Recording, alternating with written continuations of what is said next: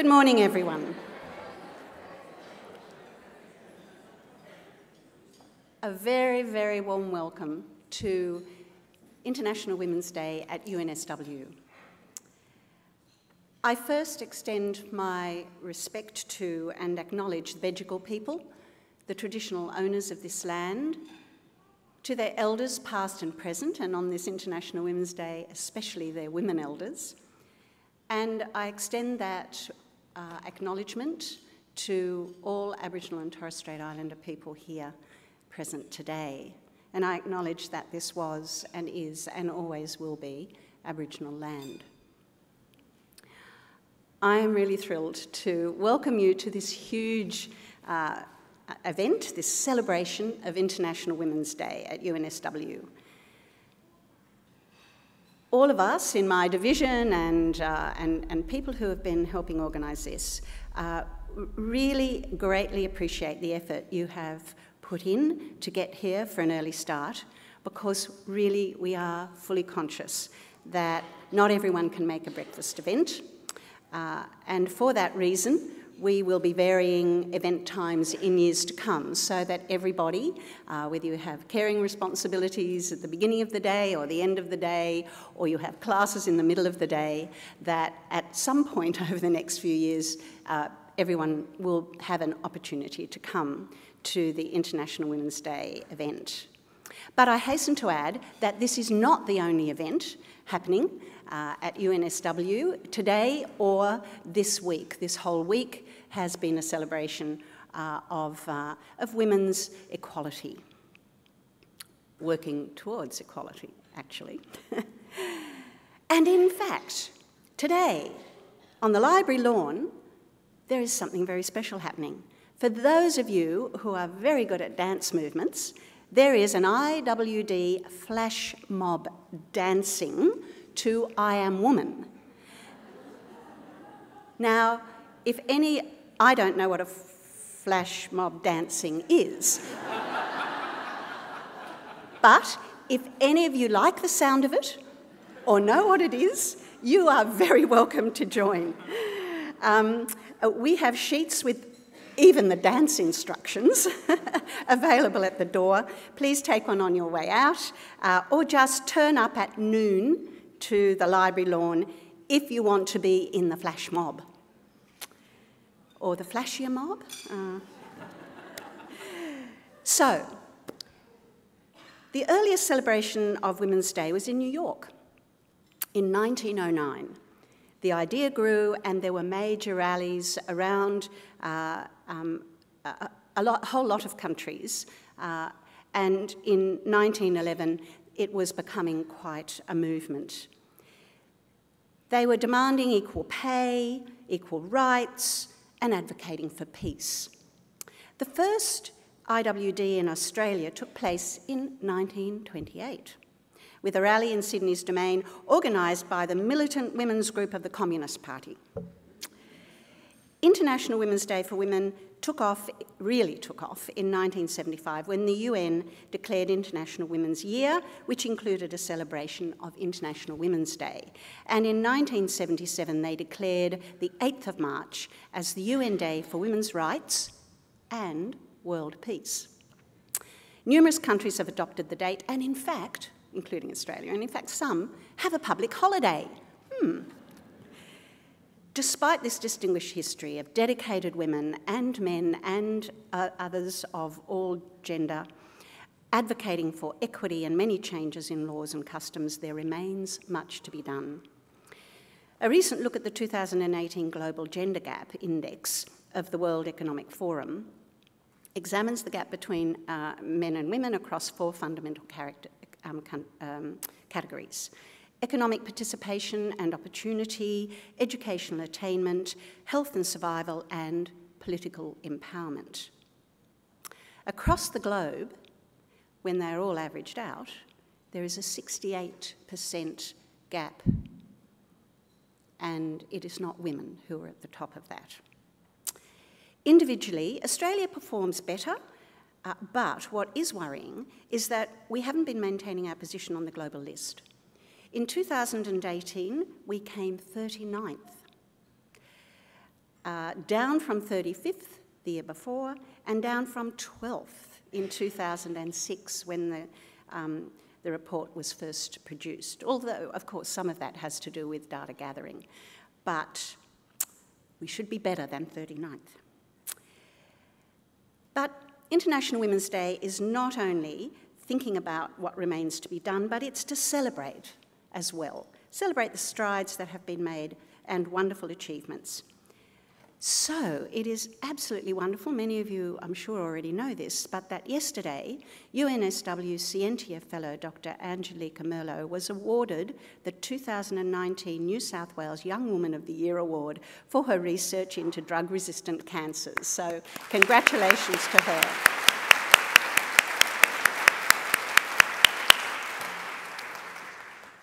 This year's IWD theme is a call to action.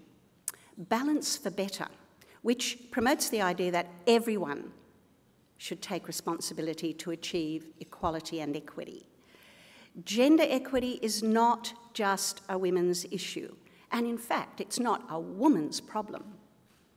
It has been created elsewhere. It's everyone's issue, and collective action is essential to achieve balance. For this International Women's Day, be sure to strike the Balance for Better pose when you take photos or post on social media, and when you're flash dancing. 2 years ago, UNSW launched the Diversity Champions, an initiative to help the university achieve its 25 strategy aim of better reflecting the demographics of its local community and the communities it serves. Champions advocate for their respective areas and work with staff and students towards equity, diversity and inclusion goals. We appointed champions for gender, cultural diversity, LGBTIQ+, disability and flexible work and leave. Our inaugural champions finished in December last year after a fabulous 2-year term, and some of our original champions are here, and we appointed new champions for the period 2019 to 20, after a rigorous process of expressions of interest and interviews. Today, I'm delighted to introduce you to our 2 job-sharing gender diversity champions, Associate Professor Adrienne Torda and Associate Professor Janelle Wheat. Welcome, Adrienne and Janelle.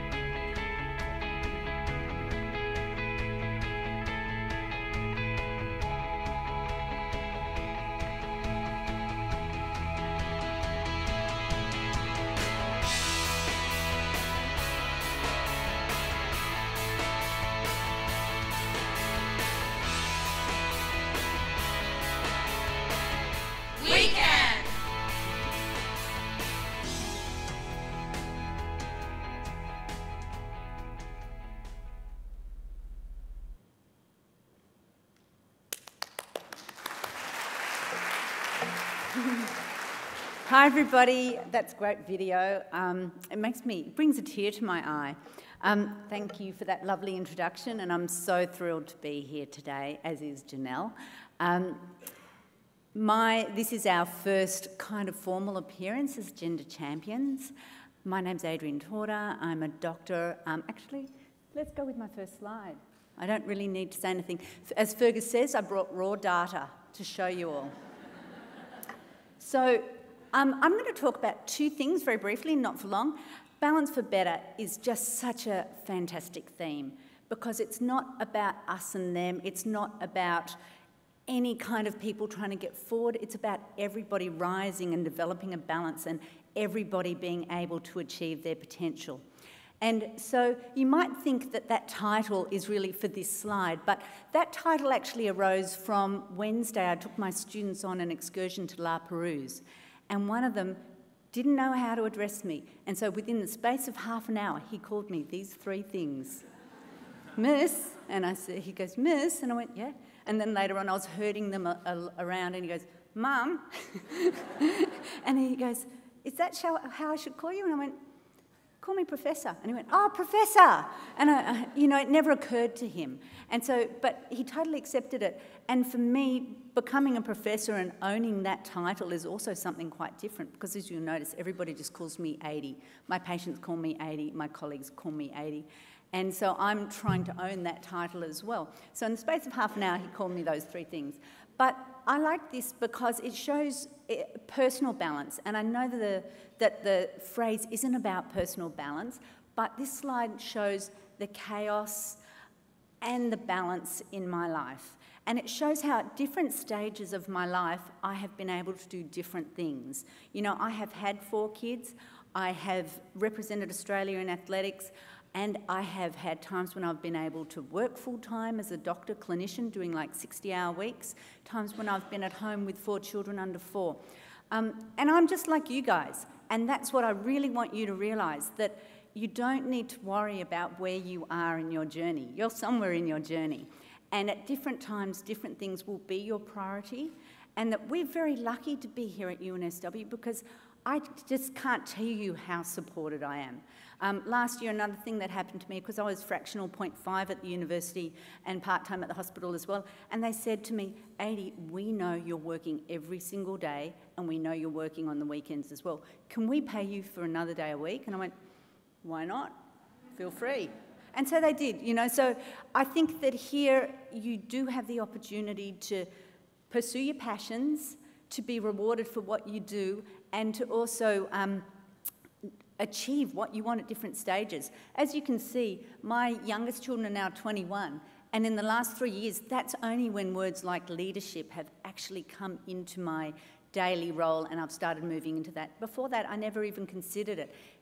I didn't even think about applying for a promotion in probably March last year when people went, Adi, you should actually, you've got enough, apply for a promotion. So I did that. And it was just a wonderful year. So what I'm really saying is we're your champions. We're just like you. We want to hear from you. Anything you want to tell us that you want to be raised, now we've got access to people who will listen.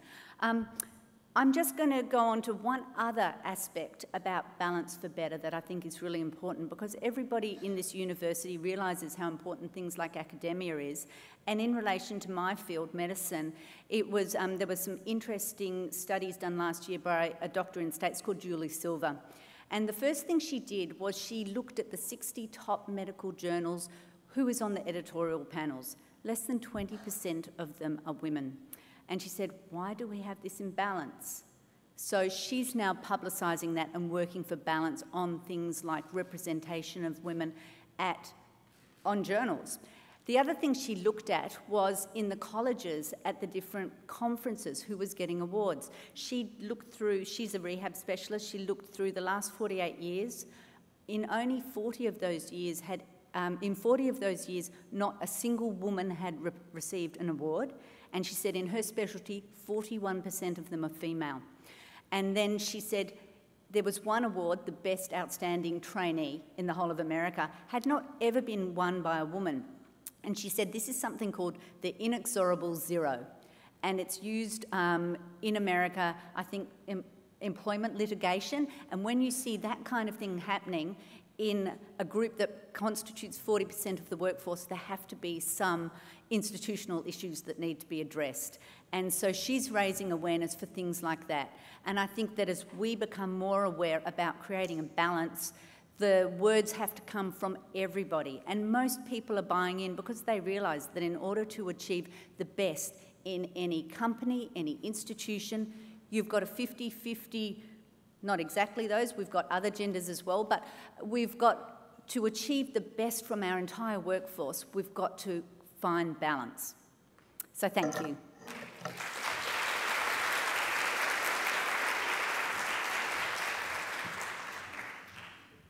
Thank you, Professor Adi. Good morning, everybody. Happy International Women's Day. My name is Janelle Wheat, and I'm the Deputy Dean Education in the Faculty of Science. This year's theme is Balance for Better. It's a call to action to accelerate significant and sustainable improvement in the unacceptably low levels of women in leadership roles. It is recognition that advancement rates are slow and that we need to have actions and interventions that shift entrenched gender inequalities. Around 4 years ago, SAGE was launched. SAGE stands for Science in Australia Gender Equity. SAGE was a response to the Australian higher education and research sector's need for a coordinated national approach to improving gender equity in STEM. SAGE is the Australian pilot of the Athena Swan accreditation framework from the UK. It is an evidence-based process that centres on actions and demonstrable impact, and at the end of last year, UNSW was successful in achieving the Bronze Institutional Award. This was our accreditation and the highest award we could achieve.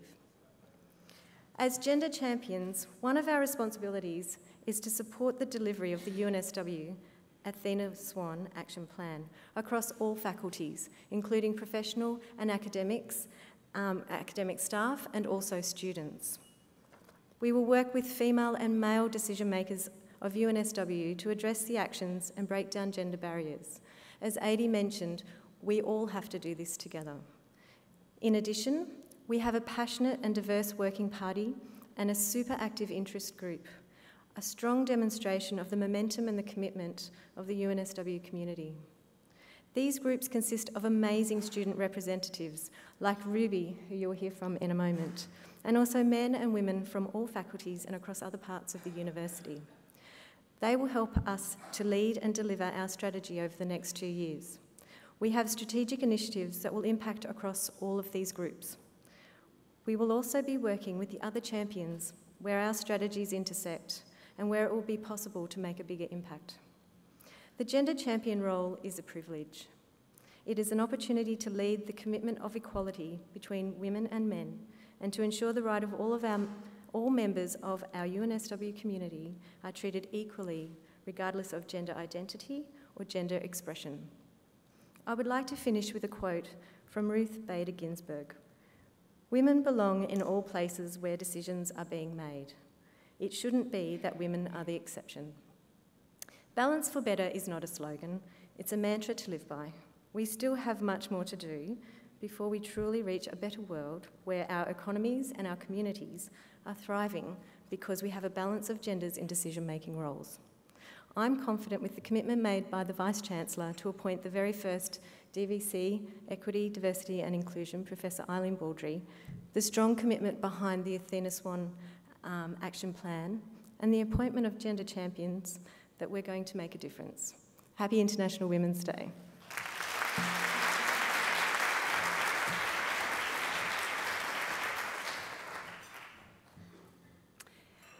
Well, thank you so much, Adrienne and Janelle, professors. We so look forward to working together with you over the next 2 years. And others we are working with, as well as the other diversity champions, of course, our students. Our students are our partners, our close and essential partners. So I would like to next introduce Ruby Leonard, the Student Representative Council Women's Officer. Ruby is a women's collective member of many years standing who's listened to and acted on issues and liaised with university management to see those issues and concerns addressed. She served as a counsellor on SRC last year. Ruby is a passionate social work student who's committed to helping make the university a more inclusive place for all students. Please join me in welcoming Ruby.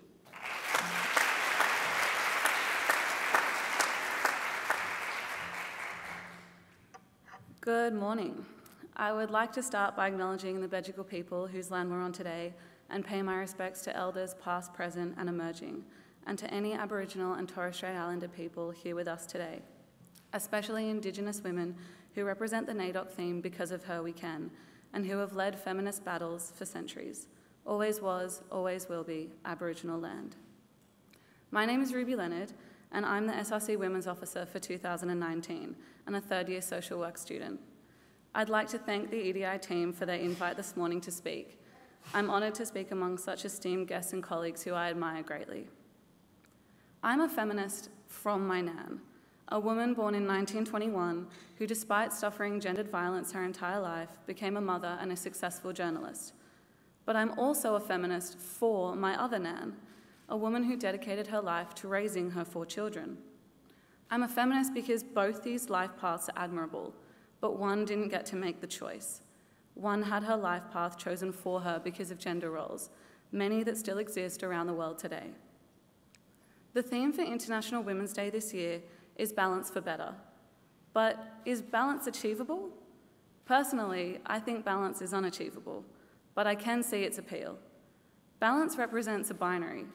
It makes things easy to place upon a scale, but our realities aren't as black and white as people might want them to be. Boys aren't just supposed to wear masculine clothing, people don't come in simple female and male bodies, and women don't have to pursue careers that are perceived as maternal professions.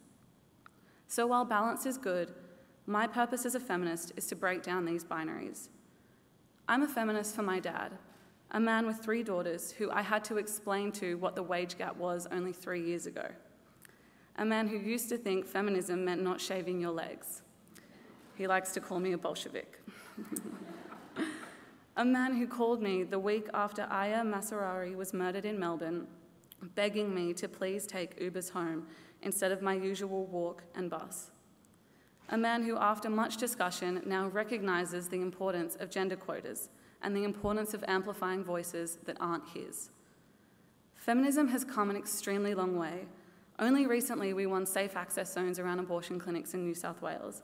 And at UNSW, art clubs and societies now need to complete gendered misconduct training. But we can't lose momentum. We're still fighting to get abortion off the Crimes Act in New South Wales. We still have a woman being murdered once a week from gendered violence around the country, and we still have too many female academics in tutorial roles and not female-identifying professors. The Red Zone report in 2017 was influential. It began a conversation around universities' responsibility to ensure their students and staff are safe from sexual harassment and assault. The Australian Human Rights Commission promised another survey this year to see if the recommendations had helped, but they're yet to begin that survey, something I vow to hold them accountable to. At UNSW, we're fortunate to have the Gendered Violence Research Network and the EDI department, who are committed to ensuring we have education and services that people can access when they need to, but it means nothing if people don't know that they're there. One of my goals this year is to champion awareness campaigns that will eventually result in a handbook that tells people, especially minorities and international students who are exploited more than anyone else, the legality and services available to support someone who needs an abortion, is experiencing domestic violence, wants a HIV check, needs accessibility considerations. These are all feminist issues. We don't have to pick one or the other, but we can't leave any behind. We need staunch unionists fighting for paid domestic violence leave and wage parity in all sectors. We need researchers providing the data to change policy and culture. We need politicians who listen and act. And what we really need is a balance in the workload. To our male allies, you need to up your game. If you see something, do something. If you hear a sexist joke, ask why it was funny. Roll your eyes, shake your head, ask her if she's okay, get angry on her behalf. Really research worthy causes instead of relying on white ribbon to absolve a momentary feeling of guilt. In this room alone, we have so much collective intellectual knowledge, history, and ideas. So my takeaway today to you all is to consider your own environment. Reflect on how you can be a better ally and how you can help to break down those binaries. This International Women's Day, my plea to you is, sure, balance is better, but who and what are you balancing for? Thank you.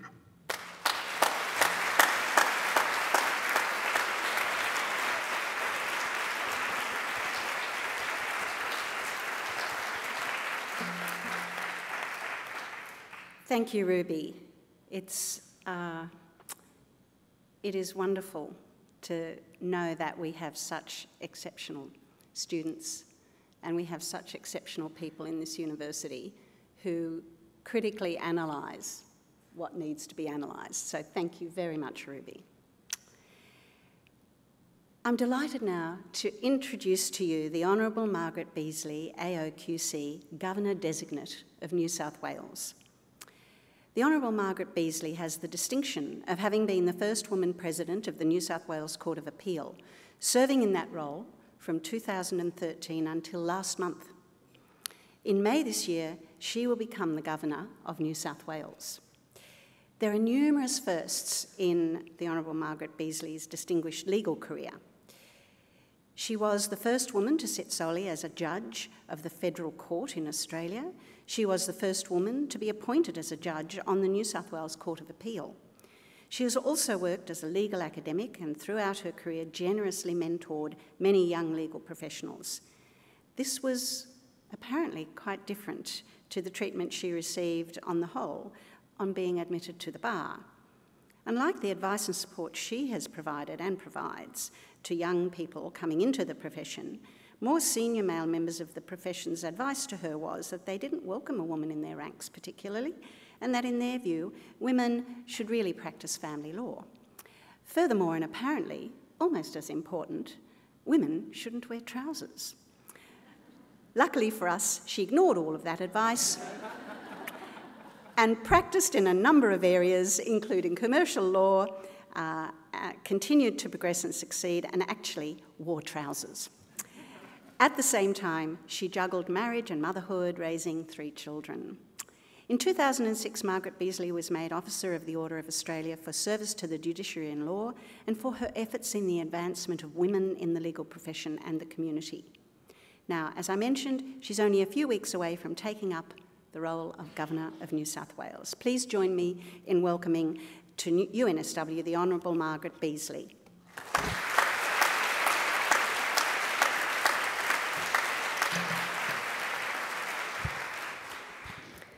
Thank you.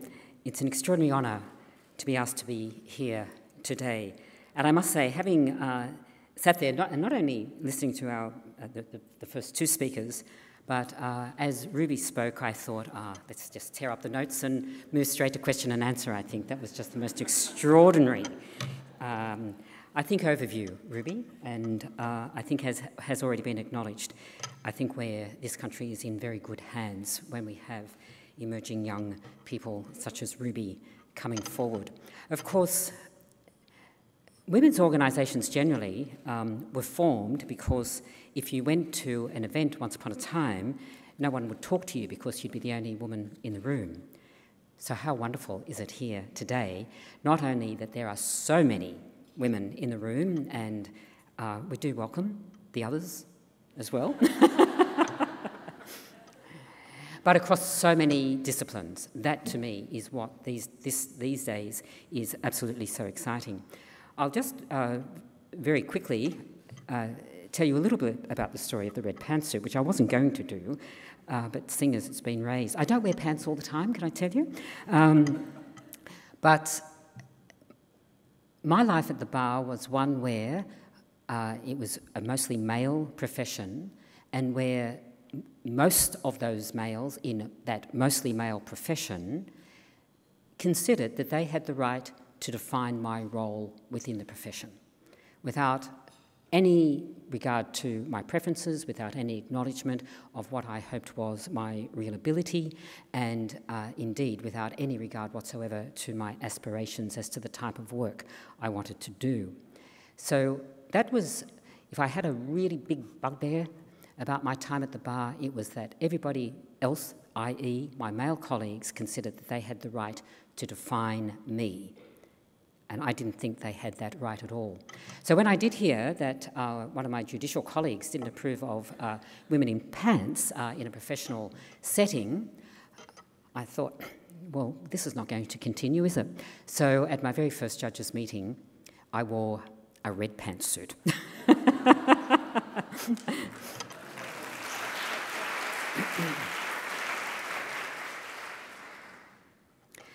As we know, the genesis of International Women's Day is essentially socialist. It came out of the formalised socialist movement. We heard that it commenced in 1909 in New York, followed the following year as a prelude to the Second Socialist International in Denmark, and very much took hold in the socialist movement in Europe, and didn't particularly have any vibrancy, or didn't really have any take-up until it became a concept within the United Nations and became International Women's Day in 1977 after the International Year of the Woman in 1975. What has been rather interesting, though, is that many of the International Women's Day themes have been anchored in two concepts. The number of times that you get this repetition of women and peace, women and women in Afghanistan, we know what the subtext of that is, women and domestic violence. It's one reason why I really exhort this year's Balance for Better. And I agree, it doesn't mean this, sort of life balance thing that everybody goes on about. I think if you need life balance, I'd go and do yoga, as I do. I think it's the best way. But because you don't have balance in your life. I mean, it's as simple as that. It's the way you organise your life and manage it. But it is balance for everybody. And I think that's what it's about, and I think it's absolutely terrific. But I wanted to raise a couple of issues for you today, and it was very interesting. Some of the things that have been said already resonated with me and the thoughts that I wanted to share with you today. One, and the first point I wanted to make, was in relation to the use of language. And Adrienne's already made the point. So when she was spoken to the other day, where did you go? You went, Miss. It had to be taken up the line, and in fact it didn't come naturally to the person and had to be told. I have had that experience in court. Courts are hierarchical, it's the way it is. So I've been addressed in court as registrar, which I wasn't. Our registrars play an extraordinarily important role within the judicial hierarchy, but I was not a registrar, and that is, of course, the lowest rank. I have been called judge in court. Now, you might think that's a bit strange, but again, it's hierarchical. But what was even more extraordinary is that in a 3-judge panel in which I sat because I was on the Court of Appeal, the other 2 judges were referred to by this particular barrister as Justice Mason, Justice Handley, and somehow or other I kept getting Judge Beasley, whereas in fact my title was Justice Beasley, and that was a hierarchical thing, and that went on all morning. Interestingly, the president of the court at that time, who was an extraordinarily compassionate man and very switched on to these issues, didn't hear it. And it wasn't until I said to him at lunchtime, I said, shouldn't something be said about my being called judge and not Justice Beasley? And to his credit, when immediately after lunch I was again referred to as judge, he came out and said, I think you should refer to Her Honour as Justice Beasley. But it just happened all the time. You'd go to a social function, you didn't know people, they'd say, oh, what do you do? Or someone would say, oh, Margaret's a judge, and they say, oh, so what local court do you serve in? So you're a magistrate, are you? District court. Just don't get it in their head. I think language is very important. I'll move on very quickly because I want to talk about this issue. Why language is important is because it's the way we communicate, it's the way we convey sentiment, for example, it's the way in my field that we state legal concepts, it's the way we engage in commerce, and even for those who put their head around algorithms day in and day out, there has to be language in order to eventually communicate. But for today's purposes, the point I want to make is that language determines the manner in which we frame the issues. And this is so fundamental because if we frame, depending on how we frame the issue, we've already framed the solution. So if you don't frame the issue correctly, you're not going to get the right solution. And that's very much of my legal training. If you don't ask the right question, you're not going to get the right answer. So I think we should be very careful the way we frame the question around equality for women, and most particularly, I think the day of the glass ceiling is over. For myself, I don't care whether it's been shattered or whether it hasn't been shattered. That phrase came into the lexicon in 1978. We are beyond it and we are over it. And who cares whether it's there or not? But I think the problem is if we keep referring to the glass ceiling, keep referring to it as something that we need to shatter, then we have limited our outlook, we have limited our solutions. I think myself, we just ignore it, go around it, and we work for ways in which we create positive change outside and beyond the existing structures. It's one of the reasons why I think this phrase, balance for better, is really quite good, because I think that's a much more empowering norm.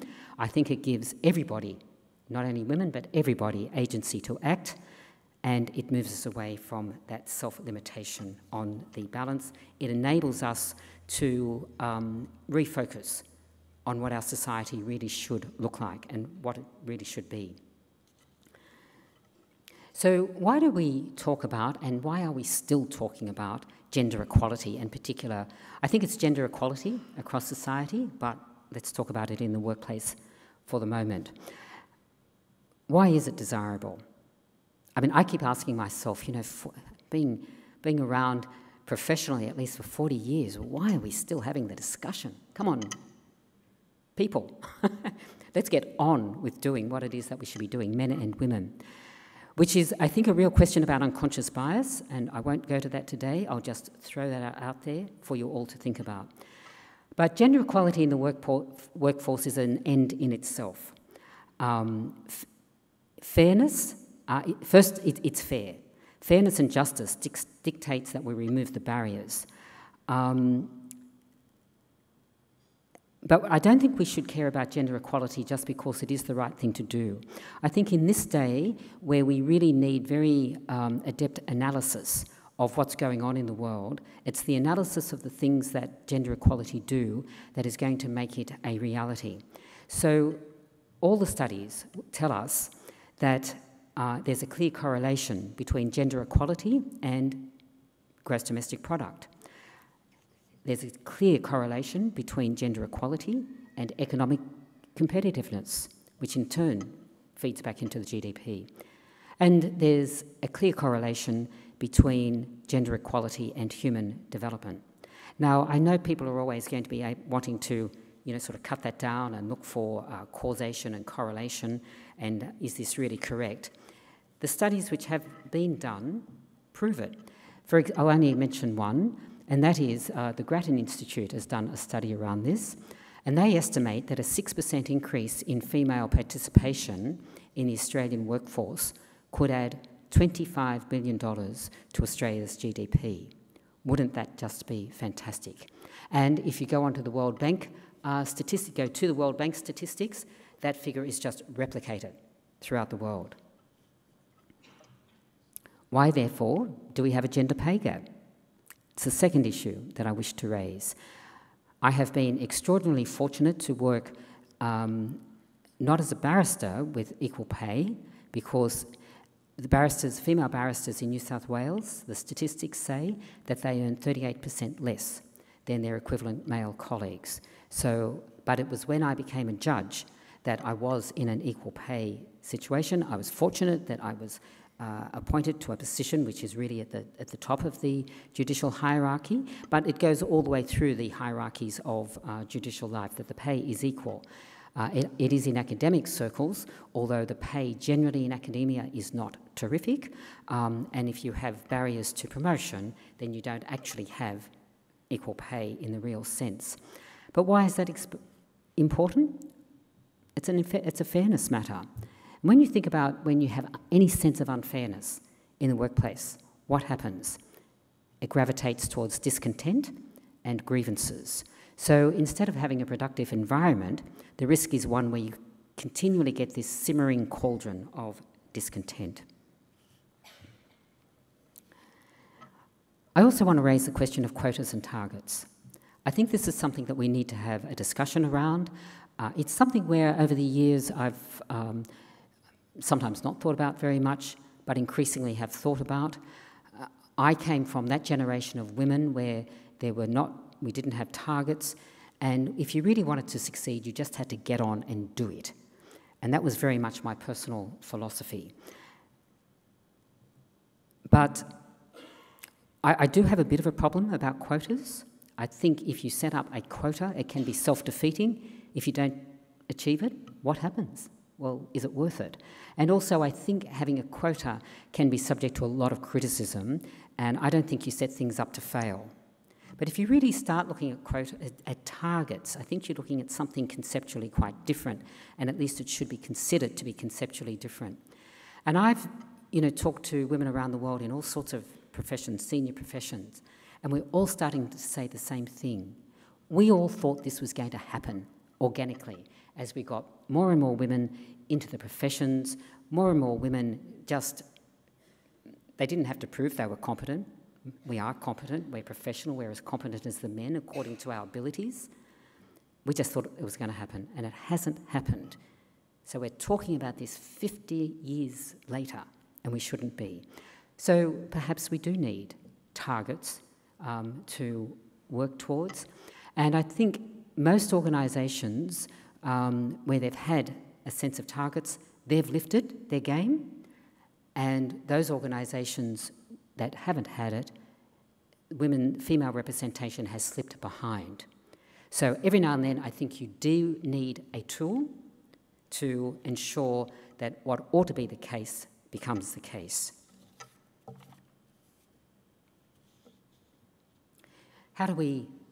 What are the other things that we should be doing? We talk all about flexible working arrangements. Extraordinarily important, so important that it doesn't become a women with kids issue. It is much bigger than that, and I think it has to be much more dynamic and much more diverse. It shouldn't be you can come and work 2 to 3 days a week while you're having your kids. I think that organisations ought to be able to tailor their workforce to the productivity of the individual. I know in big organisations you've got to have bigger structures, but within those structures I believe that you can have an individualistic and dynamic approach. The workplace will be much better for it.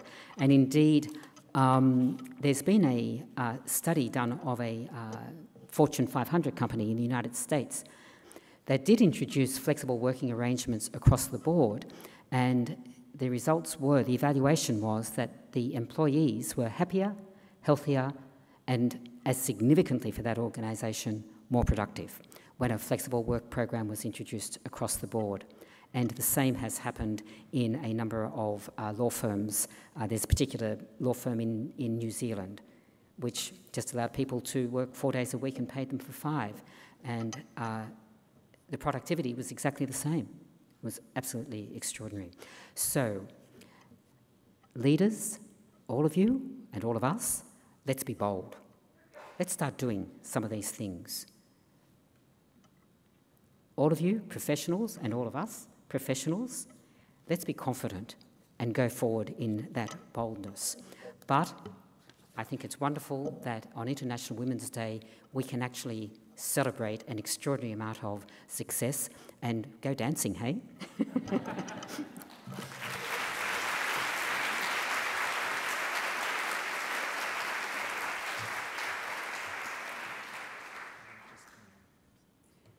Well, thank you so much, Honourable Margaret Beazley. I love the little anecdote about the 2 men were called justices and you were called judge. And I hope that is no longer the case. But the important thing, calling it out when we see it, and making sure it changes. So thank you so much, and we have a gift for you. I'd just like to acknowledge Kathy Bale at the front here. Kathy, for those of you who don't know, is the Executive Officer of UNSW Press, and we have, she has produced a wonderful list of books that focus on feminism and women's matters, so to speak. And we have a gift for you from UNSW Press. Thank you.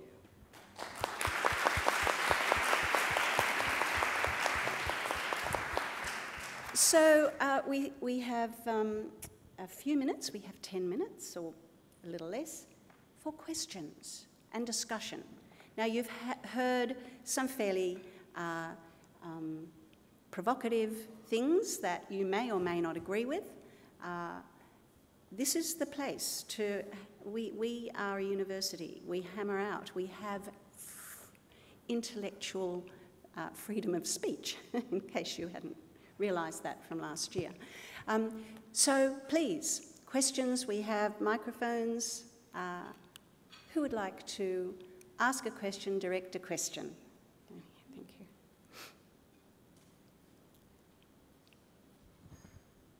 Thank you so much to the panel for a wonderful morning of thought-provoking speeches.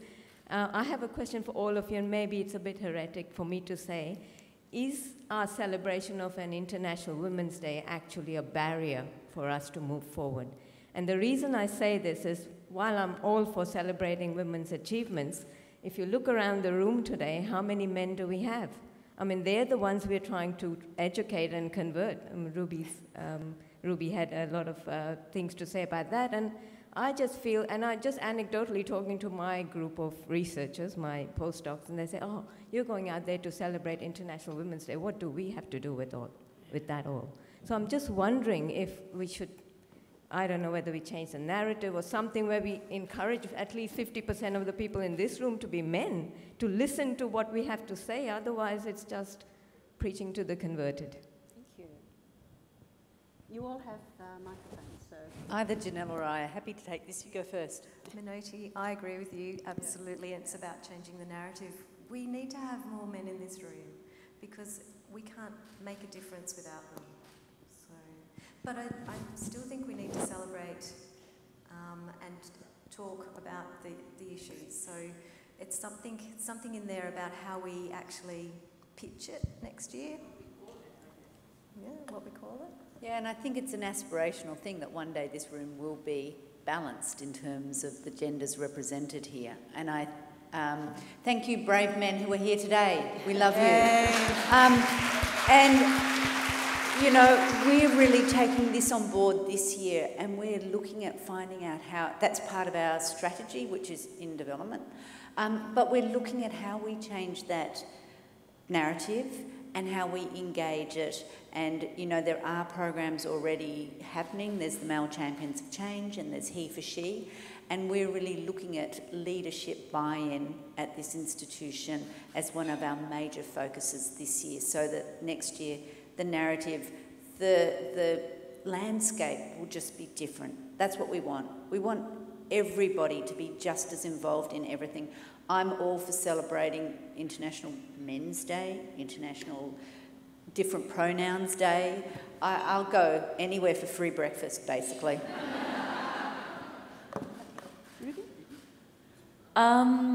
Male quotas to come to International Women's Day breakfasts. Honestly, that seems to be exactly as you said. We're preaching to the converted here, and it seems to be a running theme every year. So there needs to be... What I find frustrating in this conversation is that asking a man to roll their eyes or shake their head is like the bare minimum that I'm asking.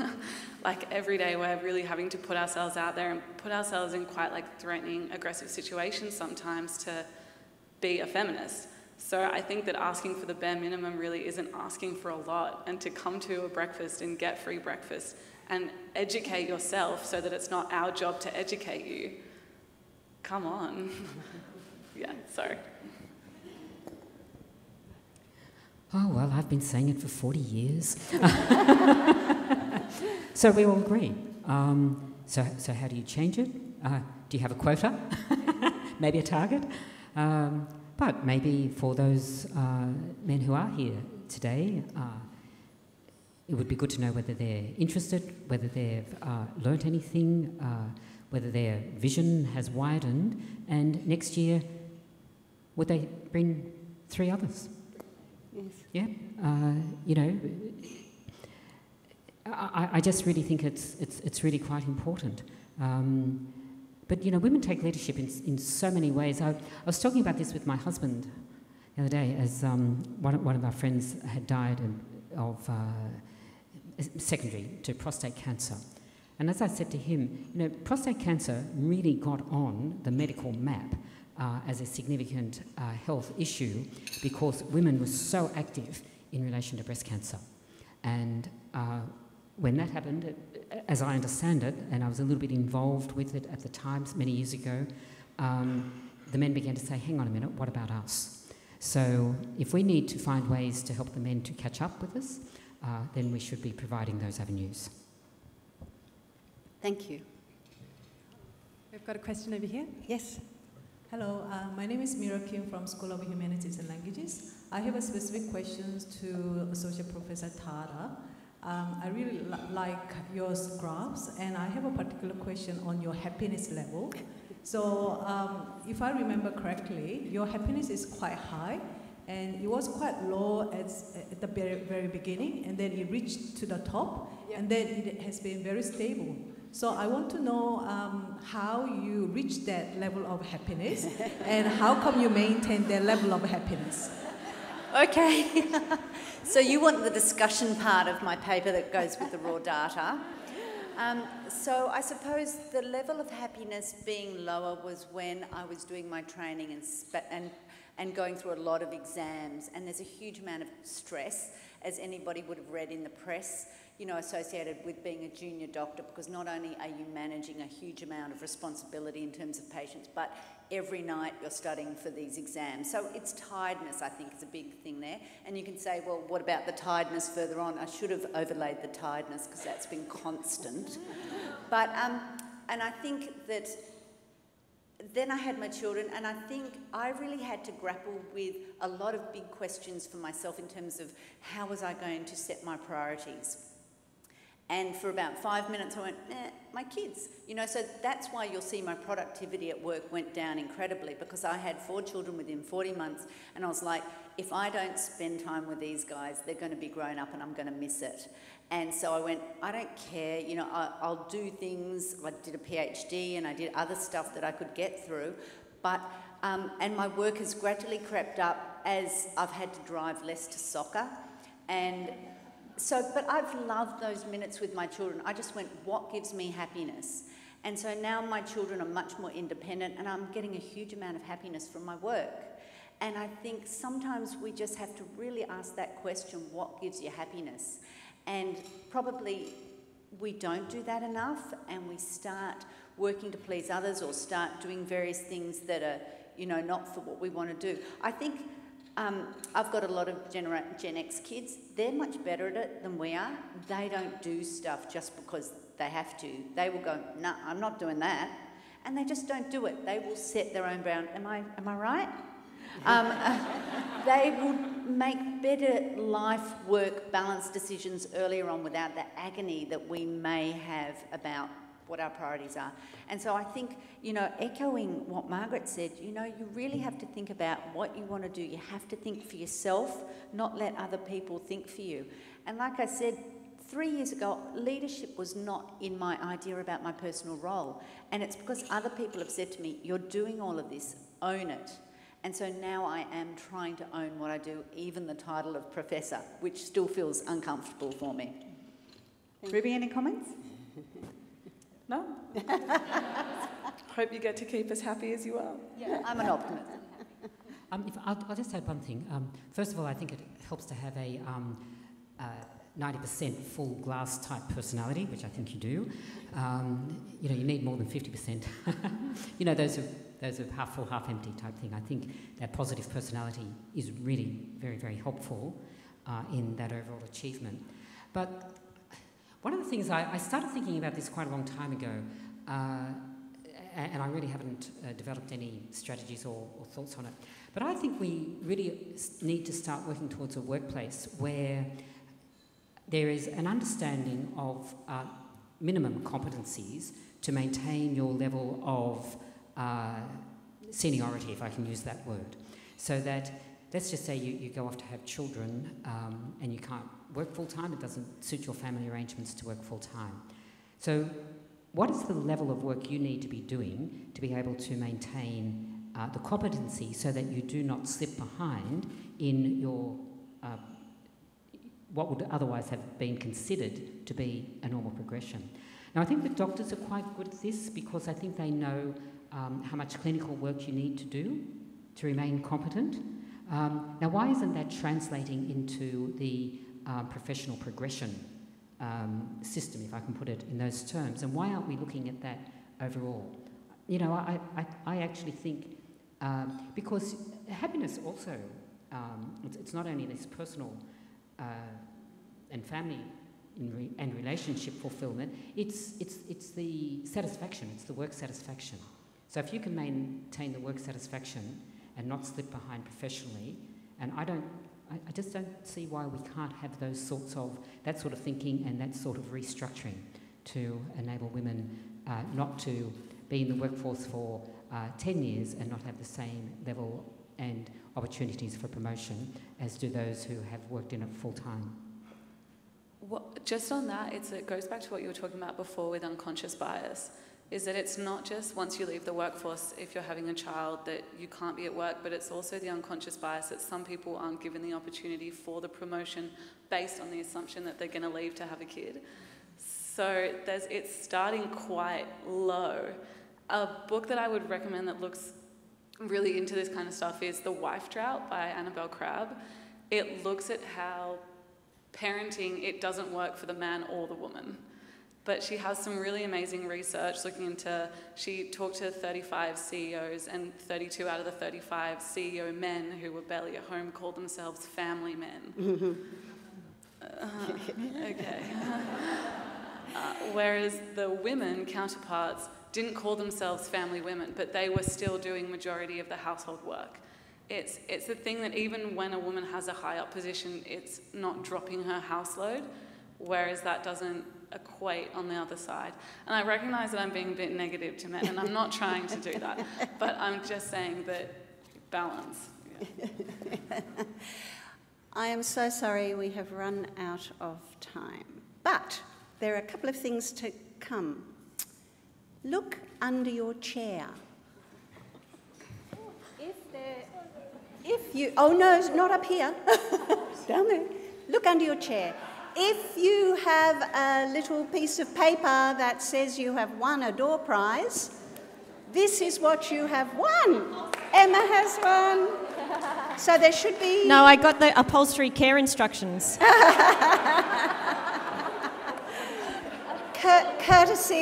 Courtesy of UNSW Press, thank you so much. Everyone, we promised we would finish in time for you to get back to classes and all the other things that you have to do. But great that, we had 4, didn't we? Yeah. Have we got, put your hand up if you got a door prize, because there should be 4. 1, 2, 3, 4. Excellent, fantastic. Then next, please thank our panel, our guest, Honourable Margaret Beazley.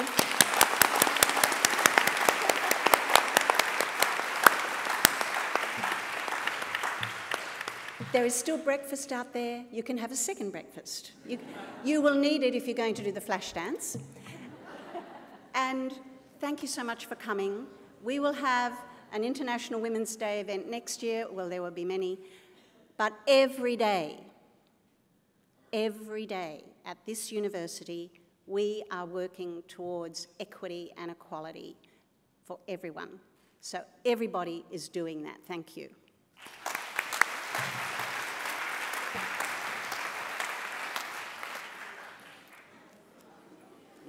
Did I say everything? I might just quickly run that to the front desk. Yeah.